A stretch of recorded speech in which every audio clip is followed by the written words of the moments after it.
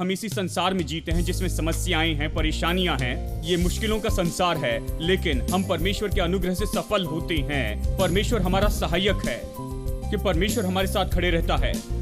मैं ये नहीं कह रहा हम ऐसे लोग हैं जिन्हें कोई समस्या नहीं होती, नहीं, हम उन्हीं समस्याओं का सामना करते हैं। हम इसी संसार में जीते हैं, हम वही मुश्किलों को देखते हैं, उसी आग में से होकर जाते हैं और उसी पानी से जाते हैं, लेकिन हम अच्छे से बाहर आते हैं क्योंकि परमेश्वर हमारे साथ है। His name is wonderful.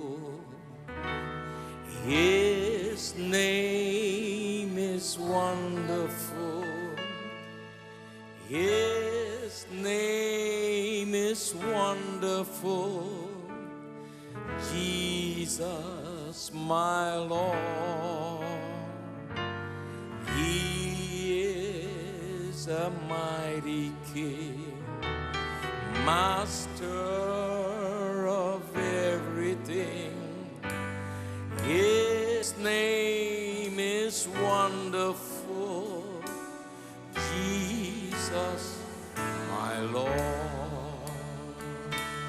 He's the great shepherd, the rock of all ages, Almighty God is He. Bow down before Him, love and adore Him. His name is wonderful, Jesus, my Lord. His name is wonderful, everybody. His name is wonderful. His name is wonderful, Jesus, my Lord. He is the mighty King, Master of everything. His name is wonderful, Jesus, my Lord. He's the great shepherd, the rock of all ages, Almighty God is He. Bow down before Him,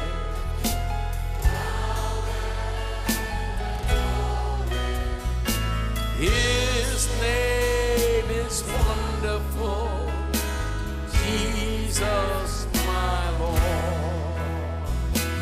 He's the great shepherd, the rock of all ages, Almighty God is He. Bow down before Him, love and adore Him. His name is wonderful, Jesus, my Lord. His name is wonderful, Jesus, my Lord.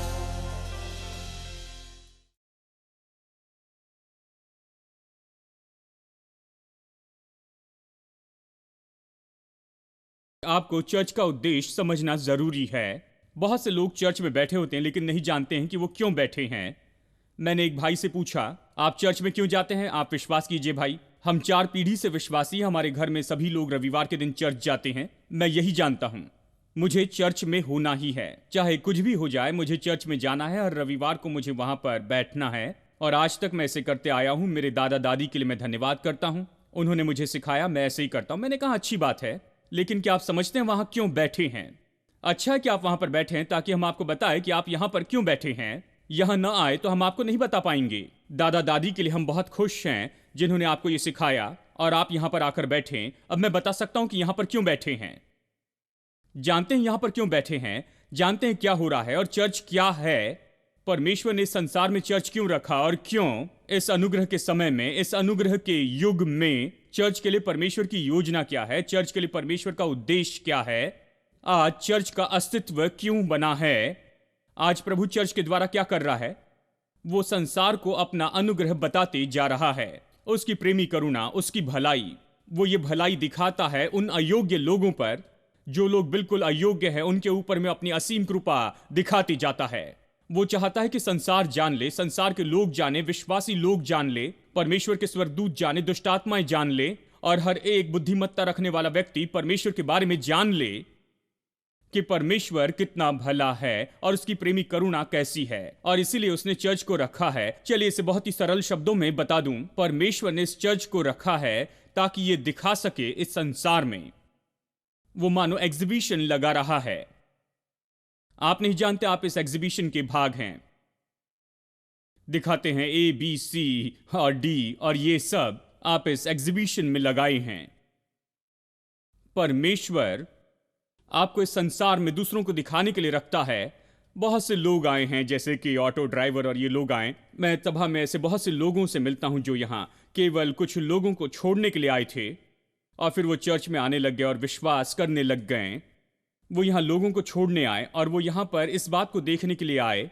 उन्होंने देखा कि यहाँ इतने सारे लोग आकर बैठे एक व्यक्ति का प्रचार सुन रहे हैं, जानते हैं, या कोई गीत गा रहा है, सब लोग उसके साथ में जुड़कर आनंद से गा रहे हैं। वो नहीं जानते कि यहाँ पर इतना आनंद क्यों है, इतनी ज्यादा खुशी क्यों है और ये लोग इतनी खुशी से क्यों गा रहे हैं। ये क्या प्रचार कर रहे हैं कि बहुत से लोग बैठकर केवल उनकी बात सुनते हैं, तो वो भीतर आते हैं, कुछ मिनटों तक रुक कर देखते हैं कि यहाँ पर क्या हो रहा है, और फिर अंत में वो खुद विश्वास करने लगते हैं। जानते हैं, वो एग्जीबिशन में आते हैं, सहमत होते हैं, देखिए, और वो इसे खरीद भी लेते हैं, वो इसमें जुड़ जाते हैं। देखिए, सब कुछ ऐसे ही होता है। परमेश्वर चाहता है कि विश्वासी जो चर्च में हैं संसार के सामने दिखाने के लिए हो। केवल इतना ही नहीं कि जिस तरह से हम एक साथ जमा होते हैं और एक साथ मिलकर आराधना करते हैं और प्रचार करते, यीशु की महिमा करते हैं एक सामूहिक देह के रूप में, लेकिन साथ ही इस तरह से जिसमें हम जीते हैं व्यक्तिगत रूप में अपने घर में, अपनी दुनिया में, और हम कैसे काम करते हैं, कैसे व्यापार करते हैं और कैसे अपने कामों को करते जाते हैं। ये सब जानते हैं। जैसे पुराने समय, जैसे मैंने आपसे हमेशा कहा कि गवाह हो जाएं, तो मैंने कहा जैसे कुछ लोग बैज पहनने लग गए, यीशु उद्धार देता है, चंगाई देता है, ये करता है और वो करता है, वो ये सारे बैज खरीद कर पूरे शरीर पर लगाने लगे। वो गवाह होना चाहते थे। और हम में से कुछ लोग, हमने सोचा गवाह होने का मतलब ये है हर जगह पास्टर के पास में चले जाना और हर हफ्ते अलग अलग जगह पर चले जाना और नए चर्च में जाना और पास्टर से कहना मुझे 5 मिनट दीजिए, 5 मिनट के लिए माइक दीजिए, क्योंकि प्रभु ने जो भले काम किए वो मैं बताना चाहता हूं। और मैं आपको बताऊं, माइक हाथ में मिलने पर पहले वो गीत गाते हैं, फिर अपनी गवाही देते हैं और फिर से एक गीत गाते हैं। और मैं आपको ये बताऊं, आपको धीरज में चैंपियन होना पड़ेगा कि आप उनके गीतों को सुनते चले जाएं। कुछ गा भी नहीं सकते, लेकिन उनके गीत सुनने पड़ते हैं। और देखिए, अंत में वो आते हैं, वो शुरू और अंत गाने से करते हैं और इसके बीच में गवाही देते हैं। और कई बार ये गवाही तो उन्नति देने वाली होती ही नहीं है, जानते हैं। और देखिए, सभी लोग वहां पर माइक उठाने लगते हैं और वहां पर उसमें वो चिल्लाने लगते हैं और उसके बारे में कहने लगते हैं और ऐसी कुछ बातें करते हैं जिससे लोगों की कोई उन्नति नहीं होती है। और हम कहते हैं गवाह होना, मैं गवाही देता हूं, और सबको लगता है उन्हें छोड़ दिया गया, मैंने गवाही नहीं दी है, मैं बस देखने वाला हो गया हूं। लेकिन बाइबल बताती है कि हम सबको गवाह होना है। ये नहीं कहती कि जाकर माइक्रोफोन में अपनी गवाही देते जाएं। ये कहती है कि हमें गवाह होना है। तुम ऊपर से सामर्थ पाओगे और जब पवित्र आत्मा तुम पर आएगा तो तुम सामर्थ पाओगे और तुम मेरे गवाह होंगे यरूशलेम, यहूदिया और सामरिया में और पृथ्वी की छोर तक। ठीक है, तुम मेरे गवाह होंगे। देखिए, गवाह होना तो गवाही देने से बिल्कुल अलग है। आप गवाही दे सकते हैं, लेकिन यहां पर बैठे सभी लोग गवाही नहीं दे सकते। मैं सभी को माइक नहीं दे सकता हूं, ठीक है, लेकिन सभी गवाह हो सकते हैं। सभी से अपेक्षा की जाती है कि वो गवाह हो जाएं, जिस तरह से आप है उस तरह से। और इसलिए हम इतना प्रचार करते हैं पूरी भलाई के बारे में, हमारी आत्मा में, प्राण में, शरीर में और हमारे धन में, हमारे हाथों के कामों में और सब में। हम कहते हैं सफलता, संपन्नता। क्यों? क्योंकि जैसे हम इस तरह से कहते हैं कि परमेश्वर का अपमान करती हैं, जैसे हम कहते हैं, अगर हम इसे नहीं करते हैं तो फिर जानते हैं हम अपने परमेश्वर को शर्मिंदा करते हैं, उसका सम्मान दांव पर होता है। अच्छा है कि हम सफल हो, अच्छा है कि खुश जीवन जिए, अच्छा है कि सफल घर हो, अच्छा है कि सफल व्यापार हो और संसार देखने पाए। हम इसी संसार में जीते हैं जिसमें समस्याएं हैं, परेशानियां हैं, ये मुश्किलों का संसार है, लेकिन हम परमेश्वर के अनुग्रह से सफल होते हैं। परमेश्वर हमारा सहायक है कि परमेश्वर हमारे साथ खड़े रहता है। मैं ये नहीं कह रहा हम ऐसे लोग हैं जिन्हें कोई समस्या नहीं होती, नहीं, हम उन्हीं समस्याओं का सामना करते हैं। हम इसी संसार में जीते हैं, हम वही मुश्किलों को देखते हैं, उसी आग में से होकर जाते हैं और उसी पानी से जाते हैं, लेकिन हम अच्छे से बाहर आते हैं क्योंकि परमेश्वर हमारे साथ है। और जब लोग हमें देखे तो वो कहे, जैसे यूसुफ से कहा, पोतीफर ने यूसुफ से कहा, मैं जानता हूं कि परमेश्वर तुम्हारे साथ है, क्योंकि जो कुछ भी मैं तुम्हारे हाथ में देता हूं वो सफल होता है, संपन्न होता है। इसलिए मैं जानता हूं कि परमेश्वर तुम्हारे साथ है। आमेन। यूसुफ चर्च में जाकर माइक्रोफोन नहीं मांगते रहता था कि लोगों को बताए कैसे परमेश्वर मेरे साथ है, नहीं। हाँ, आप ये कर सकते हैं, इसमें कुछ गलत नहीं है, लेकिन बात तो ये है, अगर आप माइक्रोफोन उठाकर बोलते जाएं लेकिन आपका जीवन अच्छे से न बोले तो जो कुछ आप माइक्रोफोन पर कहेंगे उससे कोई लाभ नहीं होगा। आप कैसे जीते हैं ये महत्वपूर्ण है। अच्छा है कि आप ऐसा जीवन जिए जिससे प्रभु प्रसन्न होता है और ये संसार को यीशु मसीह की ओर आकर्षित करता है, आपके जीवन में जो कुछ हो रहा है उस कारण। ठीक है, यानी परमेश्वर चर्च को इस तरह से देखता है, हम लोग चर्च हैं, आप और मैं चर्च हैं, लोग चर्च हैं, कोई बिल्डिंग नहीं। और जानते हैं, लोग आकर बिल्डिंग को नहीं देखेंगे, बिल्डिंग का कोई अर्थ नहीं है, हमें बस एक जगह चाहिए। प्रभु का धन्यवाद ये जगह है, लेकिन बात तो ये है कि हम चर्च बनते हैं और लोग देख रहे हैं, संसार देख रहा है, वो उस आत्मा को देखते हैं जिसमें आप जीते हैं और आगे बढ़ते जाते हैं। और इसी मकसद के लिए कि अब प्रधानताओं और अधिकारियों पर और सभी मनुष्यों पर कि कलीसिया के द्वारा सभी मनुष्य जाने परमेश्वर के विविध प्रकार के ज्ञान को। आमेन। यानी सभी प्रधानताएं और अधिकारों पर और मनुष्यों पर परमेश्वर अपनी बुद्धि को प्रकट करना चाहता है, उसके अनुग्रह और उसकी सामर्थ को आज। और इसलिए परमेश्वर ने चर्च को इस तरह से रखा है क्योंकि वो अपना अनुग्रह प्रकट करना चाहता है। इस अनुग्रह के समय में, इस चर्च के युग में, उन्होंने ये एक और नाम दिया इस युग को। इस चर्च के युग में चर्च का उद्देश्य ये है कि परमेश्वर के अनुग्रह को प्रकट करे। हम में से हर एक व्यक्ति परमेश्वर के अनुग्रह को लेकर चलने वाला है।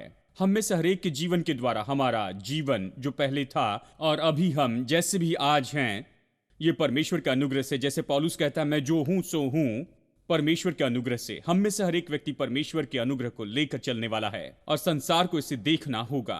इसलिए आपको आशीषित व्यक्ति होना है, प्रभु की मदद आपके जीवन में होनी चाहिए। आपको परमेश्वर के साथ के संबंध में जीते जाना है, क्योंकि आपको ज्यादा कहना नहीं होगा। लोग इसे देखेंगे कि आपके साथ कौन है और क्यों आप इस संसार में अच्छे से जी रहे हैं। आमेन। ठीक है, दूसरी बात यह है, हाँ, पहली बात मैंने बताई कि कैसे ये तो परमेश्वर का उद्देश्य था कि अपने अनुग्रह को वो प्रकट करे, कि सब कुछ चलता है, आकाश और पृथ्वी में सब कुछ चलता है उसी दिशा की ओर और उसी के लिए पूरी तरह से योगदान देता है। ठीक है, दूसरी बात, ये अनंत काल का जो व्यक्ति है यीशु मसीह, उसके बारे में हर एक बात उसमें जोर दिया जाता है कि वो तो ऐसा मेमना है जो जगत की उत्पत्ति के पहले से वध किया गया है।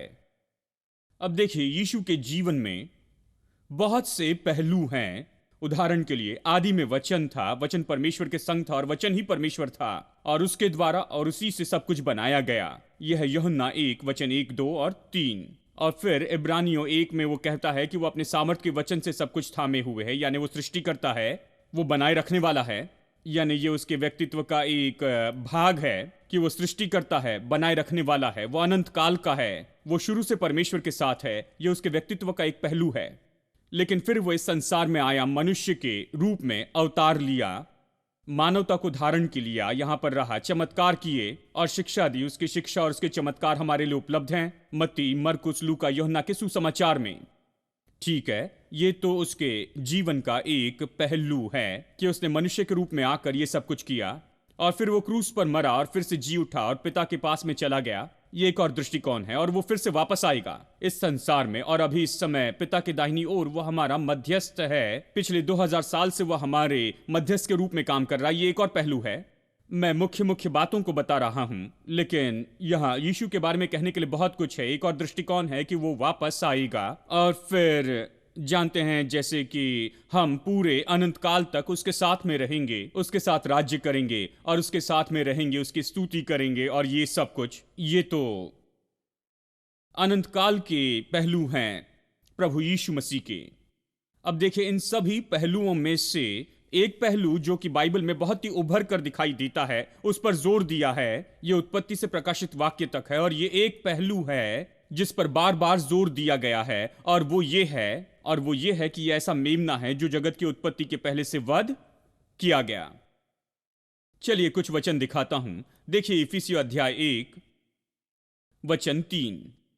हमारे प्रभु यीशु मसीह के परमेश्वर और पिता का धन्यवाद हो कि उसने हमें मसीह में स्वर्गीय स्थानों में सब प्रकार की आत्मिक आशीष दी है, जैसे उसने हमें जगत की उत्पत्ति से पहले उसमें चुन लिया कि हम उसके निकट प्रेम में पवित्र और निर्दोष हो। प्रेम में निर्दोष हो। देखिए यहां पर वचन 4 कहता है उसने हमें उसमें चुन लिया जगत की उत्पत्ति के पहले से ही।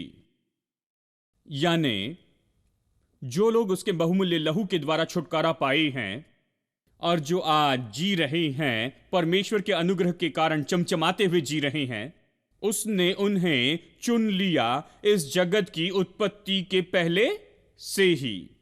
हमें उसने चुन लिया था जगत की उत्पत्ति के पहले से ही। यह मसीह के व्यक्तित्व का सबसे पहला भाग है। हम जगत की उत्पत्ति के पहले से ही मसीह में चुन लिए गए हैं, यह कहता है। अब देखिए, शायद आप में से कुछ लोग ये कहें कि यीशु केवल 2000 साल पहले ही आया था, बेथलेहम में जन्मा, तो आप कैसे कह सकते हैं कि हम जगत की उत्पत्ति के पहले उसमें चुन लिए गए? जगत की उत्पत्ति के पहले वो वहां पर नहीं था। खैर, हाँ, और यहूदियों ने इसी तरह से देखा जब उसने कहा अब्राहम ने मेरे दिन को देखा और वो आनंदित हुआ। वो क्रोधित हुए उस पर पथरवा करना चाहते थे, क्योंकि कहते थे अब्राहम तुम तो 50 साल के भी नहीं हो, और अब्राहम हमारा पूर्वज जो सैकड़ों साल पहले आया था, और तू कह रहा है कि अब्राहम ने तेरे दिन को देखकर उसमें आनंदित हुआ। ये क्या बकवास है? पथरवा करना चाहते थे। वो नहीं समझ पाए कि वो तो अनंत काल का व्यक्ति है। और आप भी यही गलती कर सकते हैं जब आप कहते हैं कि यीशु कहाँ था उस समय। हम कैसे कह सकते हैं कि उसमें हम जगत की उत्पत्ति के पहले से चुने गए हैं? मसीह इस संसार में 2000 साल पहले आया, लेकिन उसका अस्तित्व तो रहा है हमेशा से। शुरू से वो था, उसी ने सब कुछ बनाया। सब कुछ बनाने के पहले वो वहां पर था। मसीह का पहले से अस्तित्व बाइबल की सच्चाई है, वो वहां था शुरू से ही। यानी जानते हैं, तो यह कहना सही होगा कि उसमें हमें जगत की उत्पत्ति के पहले से चुन लिया गया। अब यह ऐसा नहीं कि केवल उसमें हमें चुन लिया गया, उसमें यह दृष्टिकोण जुड़ा है कलवरी का क्रूस, और क्रूस के ऊपर में उसकी मृत्यु, उसका लहू बहाना, उसका जी उठना, सब कुछ उसमें जुड़ा हुआ है, क्योंकि यह उद्धार के काम के बारे में कह रहा है। यानी जगत की उत्पत्ति के पहले से ही परमेश्वर ने उस मेमने को देखा जो जगत की उत्पत्ति के पहले से वध किया गया। मतलब परमेश्वर के मन में, उसकी योजना और उद्देश्य में, जब परमेश्वर ने पुत्र को देखा सब बनाने के पहले, उसने परमेश्वर के मेमने के रूप में उसे देखा जो जगत के पाप के लिए वध किया गया। पहले ही परमेश्वर ने निर्णय ले लिया कि वो मेमना होगा और वो उद्धारक होगा, और इसलिए परमेश्वर ने हमें भी देखा उसमें, उस उद्धार में जो उसने प्रयोजन किया है। मैं जानता हूं ये चौंकाने वाला है, पता है, लेकिन यही तो बाइबल की सच्चाई है। चौंकाने वाली नहीं तो ये बाइबल से नहीं है। ये बाइबल से इसलिए चौंकाने वाली है क्योंकि ये बाइबल से है। अगर ये परमेश्वर से तो चौंकाने वाली है क्योंकि यह हमारी कल्पना से बिल्कुल पूरी तरह से परे हैं। वो हमारे लिए बहुत बड़ा है। अगर आप नहीं समझ सकते तो कोई बड़ी बात नहीं, क्योंकि इसे समझना सच में बहुत बड़ी बात है। लेकिन पवित्र आत्मा हमारी मदद करेगा। तो उसमें जगत की उत्पत्ति के पहले से हम चुने गए। चलिए एक और वचन देखते हैं, अध्याय 2 वचन 10। क्योंकि हम उसके बनाए हुए हैं और मसीह में उन भले कामों के लिए सृजे गए हैं जिन्हें परमेश्वर ने पहले से हमारे करने के लिए तैयार किया। जिन्हें परमेश्वर ने पहले से तैयार किया, मतलब इसे तैयार करके रखा है। जिन्हें परमेश्वर ने पहले तैयार किया। पहला शब्द सामान्य नहीं है जब इस तरह उपयोग होता है। पहले मतलब ये नहीं कि मेरे जन्म के पहले, मेरी माता के गर्भ में आने के पहले, और ना ही इस तरह इतिहास में कुछ बातें होने के पहले। नहीं, ये कह रहा है कि इतिहास शुरू होने के पहले ही, भूतकाल में, अनंत काल में, मेरे बनाए जाने के पहले, पहला मनुष्य आदम बनाए जाने के पहले, ये संसार अस्तित्व में आने के पहले, तो परमेश्वर ने पहले से तैयार करके रखे उन सारे कामों को जो मुझे करना है। कब? पहले से, जगत की उत्पत्ति के पहले से मुझे इसे इस तरह से पढ़ना चाहिए। तो मुझे जो करना है, जिसके लिए जीवन जीना है, जो हासिल करना है, परमेश्वर ने तैयार किया है पहले से, मतलब जगत की उत्पत्ति के पहले से ही। पहला मनुष्य बनाए जाने के पहले मेरी मंजिल परमेश्वर में पहले ही तय की गई है। बाइबल इसी तरह से कहती है। ठीक है, चलिए एक और वचन पढ़ते हैं। फिलिपियो अध्याय 2 वचन 6 से आगे। फिलिपियो 2:6, जिसने परमेश्वर के स्वरूप में होकर भी यीशु के बारे में कहता है, परमेश्वर के तुल्य होने को अपने वश में रखने की वस्तु न समझा, वरन अपने आप को ऐसा शून्य कर दिया और दास का स्वरूप धारण किया और मनुष्य की समानता में हो गया, और मनुष्य के रूप में प्रकट होकर अपने आप को दीन किया, और यहां तक कि आज्ञाकारी रहा कि मृत्यु, हाँ, क्रूस की मृत्यु भी सह ली। इस कारण परमेश्वर ने उसको अति महान भी किया और उसको वो नाम दिया जो सब नामों में श्रेष्ठ है, कि जो स्वर्ग में और पृथ्वी पर और पृथ्वी के नीचे हैं, वे सब यीशु के नाम पर घुटना टेके, और पिता परमेश्वर की महिमा के लिए हर जीभ अंगीकार कर ले कि यीशु मसीह ही प्रभु है। ये क्या कहता है? ये कहता है वो परमेश्वर के तुल्य था, और वो बिल्कुल परमेश्वर के जैसे था, परमेश्वर के रूप में था, लेकिन उसने परमेश्वर के तुल्य होने को अपने वश में रखने की वस्तु न समझा, लेकिन उसने अपने आप को शून्य कर दिया, मतलब अपने आप को पूरा खाली किया, और दास का स्वरूप धारण कर लिया और मनुष्य की समानता में बनाया गया। वो मनुष्य बना, मनुष्य मानव शरीर में, और मनुष्य के स्वरूप में प्रकट होकर अपने आप को उसने दीन किया। देखिए, ये कह रहा है कि वो कौन था और कैसे परमेश्वर के तुल्य था, और फिर वो कहता है यहां पर, इसमें सबसे बड़ी बात वो कहता है, और कैसे उसने जो वो था उससे खाली कर दिया और वो बन गया। अवतार लेने में वो इस तरह से बन गया। यही वो दृष्टिकोण है जो हमेशा बताया जाता है। आप देखेंगे ये दृष्टिकोण बाइबल में सबसे ज्यादा बताया गया। ये तो पूरी बाइबल का सबसे बड़ा केंद्र है। ये नहीं कि वो अनंत काल का व्यक्ति है, केवल ये नहीं कि वो परमेश्वर है, और ये नहीं कि वो परमेश्वर का पुत्र है, लेकिन ये बात है कि वो मनुष्य के रूप में आया, वो क्रूस पर मरा, वो क्रूस पर गया, हमारे लिए मरा, और परमेश्वर ने उसे जिलाया। इसी बात पर जोर दिया गया, और फिर बाद में अंत में ये कहता है, इसलिए परमेश्वर ने उसे सबसे ऊंचा उठाया और उसे सबसे श्रेष्ठ नाम दिया। तो ये कहता है, ये कह रहा है कि वो सारी महिमा जो कि हमारे प्रभु यीशु मसीह की है, ये महिमा जो उसे दी गई थी उसके छुटकारे के प्रेम के कारण, वो तो सबसे परे ऐसी महिमा है। वो सारी महिमा जो उसके पहले उसे दी गई थी, ये महिमा उसे दी गई थी क्योंकि उसने अपने आप को क्रूस की मृत्यु के लिए दीन कर दिया था, और इसलिए उसे सबसे बड़ा नाम दिया गया कि हर घुटना टिके और हर एक जीभ अंगीकार करे। वो महिमा तो बाकी सारी महिमा से बहुत ही ज्यादा महान है। ये तो सारी महिमा से सबसे महान है। हाँ, ये नहीं कहता कि सृष्टि उसके लिए सबसे बड़ी महिमा है, उसने ये बनाई, या संभालने का काम ये सबसे बड़ी महिमा नहीं जो उसके सम्मान में हो। ये छुड़ाने वाला प्रेम है जो ये उसका सबसे बड़ा सम्मान है, सबसे बड़ी महिमा है।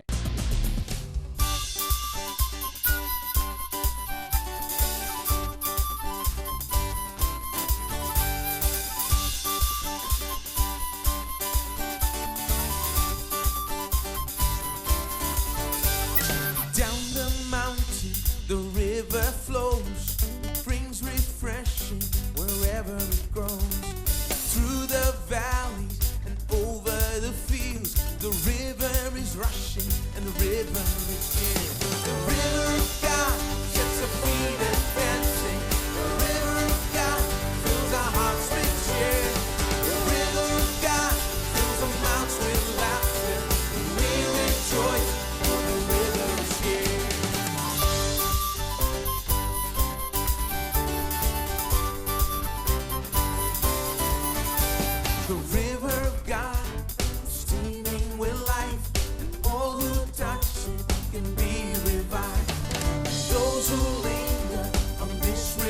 shore will come back thirsty for more of the Lord. The river of God sets our feet a dancing. The river of God fills our hearts with cheer. The river of God fills our mouths with laughter. We rejoice, for the river is there. Oh, the river of God sets our feet a dancing. The river of God fills our hearts with cheer. The river of God fills our mouths with laughter. We rejoice, for the river is here.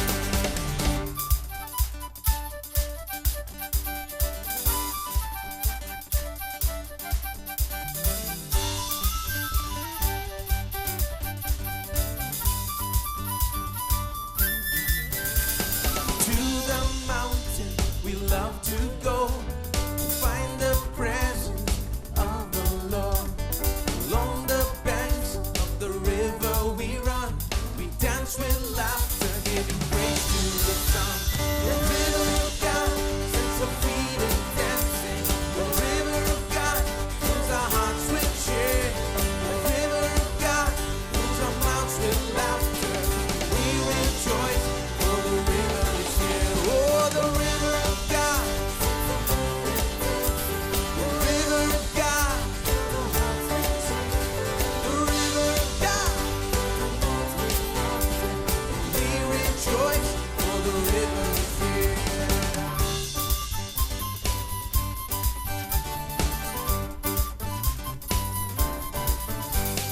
Down the mountain, the river flows, brings refreshing wherever it goes.